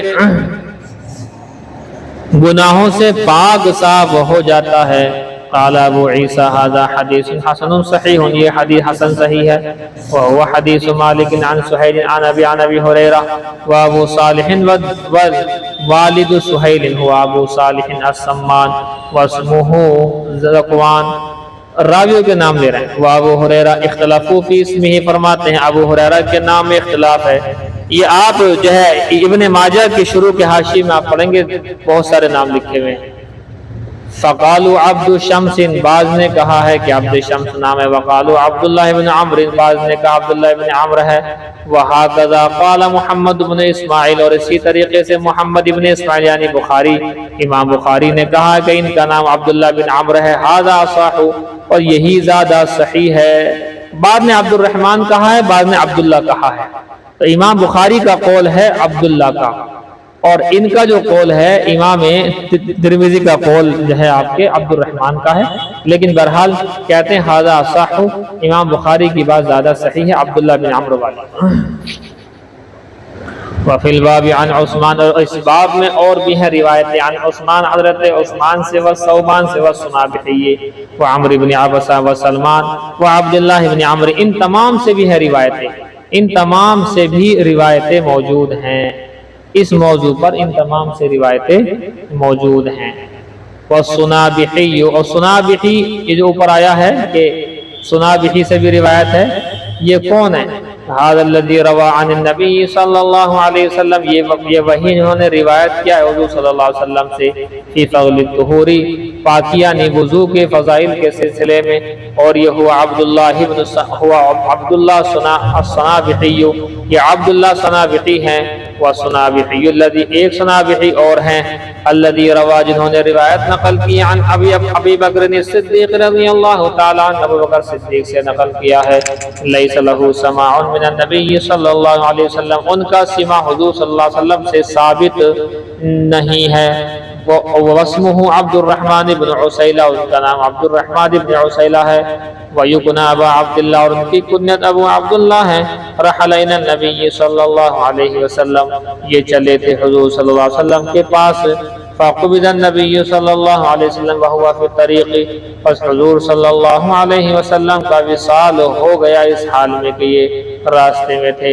وقد روى عن النبی صلی اللہ علیہ وسلم حدیثا، انہوں نے حضور صلی اللہ علیہ وسلم سے بہت سی روایتیں کی ہیں۔ اب صنابحی دو ہو گئے، ایک تو وہ ہیں جو صحابی ہی ہیں، ایک صنابحی وہ ہیں جو ابو بکر صدیق سے نقل کرتے ہیں، راستے میں آ ہی رہے تھے حضور سے ملاقات کے لیے، لیکن ان کی ملاقات نہیں ہو پائی۔ اور دیکھیں، وصنابح بن اعصر صاحب النبی صلی اللہ علیہ وسلم، اور صنابح ابن اعصر یہ حضور صلی اللہ علیہ وسلم کے صحابی ہیں۔ یقال لہ صنابحی، ان کو بھی صنابحی کہا جاتا ہے۔ وانما حدیثہ قال، اور ان کی حدیث یہ ہے کہ قال سمعت النبی صلی اللہ علیہ وسلم یقول، کہ میں نے نبی صلی اللہ علیہ وسلم کو ارشاد فرماتے ہوئے سنا، انی مکاثر بکم امما بے شک میں تمہاری زیادہ تعداد کر دوسری امتوں پر فخر کروں گا، فلا تقتتلن بعدی میرے بعد آپس میں قتل و قتال نہیں کرنا۔ میری امت میں زیادہ لوگ ہوں گے، آپ کو پتا ہے کہ 120 صفوں میں 40 صفیں دیگر امتوں کی ہیں سب کی، اور 80 صفیں حضور صلی اللہ علیہ وسلم کی امت کی ہوں گی۔ یہ ہلکا ہی ہے، زیادہ کوئی بھاری تو اس میں ہے نہیں کچھ۔ دیکھیے باب ما جاء مفتاح الصلاۃ الطہور، یہ باب ہے اس بارے میں کہ جو آیا ہے نماز کی چابی ہے پاکی، یہ نماز کی چابی ہے، جب تک وضو نہ ہو پاکی نہ ہو، نماز کی چابی ہے، جب تک نماز نہیں کھلے گی نماز نہیں ہوگی۔ وبه قال حدثنا حناد وقتيبة ومحمود بن غيلان قالوا حدثنا وكيع عن سفيان وحدثنا محمد بن بشار قال حدثنا عبد الرحمن قال حدثنا سفيان عن عبد الله بن محمد بن عقيل عن محمد بن الحنفی عن علی عن النبی صلی اللہ علیہ وسلم قال، حضرت علی سے روایت ہے، وہ فرماتے ہیں حضور صلی اللہ علیہ وسلم نے ارشاد فرمایا، افتاح الصلاۃ الطہور، کہ نماز کی چابی وضو کرنا ہے پاکی ہے، وتحریمها تکبیر، اور اس کی تکبیر تحریم اللہ اکبر کہنا ہے، وتحلیلها التسلیم، اور اس کا نماز کا ختم کرنا التسلیم یعنی السلام علیکم ورحمۃ اللہ ہے، شروع تکبیر سے ہے اور سلام پر نماز ختم ہے۔ قال ابو عیسیٰ، امام ترمذی یوں کہتے ہیں، ابو عیسیٰ فرماتے ہیں ھذا الحدیث اصح شیء فی ھذا الباب واحسن، یہ حدیث سب سے زیادہ صحیح ہے اس باب میں اور زیادہ احسن ہے، زیادہ اچھی ہے۔ یہیں سے ہے نا۔ وعبد اللہ بن محمد بن عقیل ہوا صدوق، فرماتے عبداللہ بن محمد بن عقیل یہ صدوق ہیں، سچے ہیں، راوی اچھے ہیں۔ فقد تکلم فیہ بعض اہل العلم من قبل حفظہ، لیکن بعض اہل علم نے ان کے حفظ کی جانب سے کچھ بات کی ہے۔ وسمعت محمد بن اسماعیل یقول، اور محمد بن اسماعیل کہا کرتے تھے، کان احمد بن حنبل و اسحاق بن ابراہیم الحمیدی یحتجون بحدیث عبداللہ بن محمد بن عقیل، کہ امام احمد بن حنبل اور اسحاق بن ابراہیم اور حمیدی یہ سارے کے سارے عبداللہ بن محمد بن عقیل کی حدیث سے احتجاج کرتے تھے، دلیلیں پکڑتے تھے۔ قال محمد، امام بخاری نے کہا، وہو مقارب الحدیث، اور یہ حدیث کے قریب ہیں، یعنی صحیح حدیث ہیں ان کی، کہ درستگی والے ہیں، ان کی حدیثیں کسی حد تک صحیح ہیں۔ یہ ہے مقارب الحدیث کا لفظ آتا ہے، یعنی حدیث میں یہ انسان ٹھیک ہے، حدیث میں یہ انسان چل جائے گا، یہ راوی صحیح ہیں، یہ مطلب ہوتا ہے اس کا۔ دیکھیں وفی الباب عن جابر و ابی سعید، اور اس باب میں اور بھی ہیں روایتیں، حضرت جابر بن عبداللہ سے بھی ہے اور ابو سعید خدری سے بھی روایتیں ہیں، ان سب کا مفہوم بھی یہی ہے جو یہاں پر ہے۔ دیکھیے یہ روایت بھی آپ نے یاد ہی ہے، آپ کو یہ روایت پڑھ لو، یاد ہی ہے۔ باب ما یقول اذا دخل الخلاء، باب ہے اس بارے میں کہ جو کہے گا جب بیت الخلاء میں جائے گا۔ وبه قال حدثنا قتيبة وحناد قال حدثنا وكيع عن شعبة عن عبد العزيز بن صهيب عن انس بن مالك رضي الله تعالى عنه قال، انس بن مالک فرماتے ہیں، کان النبی صلی اللہ علیہ وسلم، آپ صلی اللہ علیہ وسلم اذا دخل الخلاء قال، جب بیت الخلاء میں آپ داخل ہوتے تو داخل ہونے سے پہلے جب داخل ہونے کا ارادہ کرتے تو کہتے، اللہم انی اعوذ بک، کہ اے اللہ میں آپ کی پناہ میں آ جاتا ہوں۔ قال شعبہ نے کہا، وقد قال مرۃ اخرى، اور کبھی کبھی یوں بھی کہا کرتے تھے، اعوذ باللہ من الخبث والخبیث او الخبث والخبائث، اس طرح کے الفاظ بھی اس دعا کے اندر ہیں۔ وفی الباب عن علی و زید بن ارقم و جابر بن مسعود، فرماتے ہیں اس باب میں حضرت علی سے بھی روایت ہے، زید بن ارقم سے، جابر سے، بن مسعود سے، تمام سے بھی روایت ہے۔ قال ابو عیسیٰ حدیث انس اصح شیء فی ھذا الباب واحسن، امام ترمذی فرماتے ہیں اس باب میں حضرت انس کی حدیث سب سے صحیح اور سب سے بہترین حدیث ہے، احسن حدیث ہے۔ وہ حدیث زید بن ارقم کی اسنادی اضطراب، اور زید بن ارقم کی حدیث کے اندر اضطراب ہے۔ روا ہشام الدستوائی، اور ہشام دستوائی نے روایت کیا ہے وہ سعید بن ابی عروبہ، اور سعید بن ابی عروبہ نے بھی روایت کیا قتادہ سے. وقال سعید فرماتے ہیں عن القاسم بن عوف الشیبانی عن زید بن ارقم، وہ قاسم بن عوف الشیبانی سے اور وہ زید بن ارقم سے. وقال ہشام، اور ہشام کہتے ہیں عن قتادہ عن زید بن ارقم، وہ قتادہ سے اور زید بن ارقم کے واسطے سے نقل کرتے ہیں. ورواہ شعبہ و معمر عن قتادہ عن النضر بن انس، اور امام شعبہ اور امام معمر یہ سارے کے سارے قتادہ سے نقل کرتے ہیں النضر بن انس کے واسطے سے. وقال شعبہ نے کہا عن زید بن ارقم، زید بن ارقم کے واسطے سے. وقال معمر، اور معمر نے کہا عن النضر بن انس عن ابیہ، کہ نضر بن انس سے وہ ان کے اپنے ابا سے روایت نقل کرتے ہیں. یہ سب راویوں کی بحث ہے جو آپ کو پڑھائی بھی نہیں جاتی ہے. قال ابو عیسیٰ، امام ترمذی فرماتے ہیں سألت محمد عن ھذا، میں نے محمد سے مراد کون ہے؟ امام بخاری. میں نے امام بخاری سے اس بارے میں معلوم کیا. فقال يحتمل ان يكون قتادة روى عنهما جميعا، کہ احتمال اس بات کا بھی ہے کہ قتادہ نے دونوں سے اس روایت کو نقل کیا ہو. وبه قال حدثنا احمد بن عبد الوبي قال حدثنا حماد بن زيد عن عبد العزيز بن صہیب عن انس بن مالک ان النبي صلی اللہ علیہ وسلم، کہ بے شک اللہ کے نبی صلی اللہ علیہ وسلم کان اذا دخل الخلاء، جب بیت الخلاء میں داخل ہو جاتے تو قال یوں کہتے اللہم انی اعوذ بک من الخبث والخبائث. یہ ہے دعا. هذا حدیث حسن صحیح، یہ صحیح حدیث اور حسن حدیث ہے، بہترین حدیث ہے. دیکھو اس میں جو ہے ایک دعا کے اندر ساری روایتوں کو جوڑ کر جو دعا بنتی ہے وہ یہ بنتی ہے بسم اللہ، پہلے اتنا پڑھیں گے، پھر اللہم انی اعوذ بک من الخبث والخبائث. یہ ہے جی روایت، اور اسی کو استعمال بھی کرتے ہیں اکثر لوگ، اسی کو پڑھتے ہیں. آپ کو لگے گا ہر طرف سے یہی دعا لوگ جو ہے پڑھنا پڑھانا کر رہے ہیں. بس کرو جی، چاہے اسے بھی پڑھ لو. باب ما یقول اذا خرج من الخلاء، یہ باب اس بارے میں ہے کہ جو کہے گا جب نکلے گا بیت الخلاء سے، کہ کیا کہے گا. وہ دعا آپ کو یاد ہے؟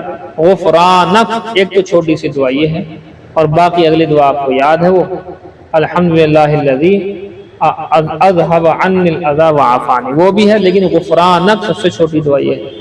وبه قال حدثنا محمد بن حميد بن اسماعيل قال حدثنا مالك بن اسماعيل عن اسرائيل عن يوسف بن ابي برده عن ابي عن عائشہ، اما عائشہ فرماتی ہیں قالت كان النبي صلی اللہ علیہ وسلم اذا خرج من الخلاء، جب آپ صلی اللہ علیہ وسلم بیت الخلاء سے باہر نکل کے آتے قال فرماتے غفرانک، یہ دعا پڑھتے اللہ معاف کر دے، غفرانک.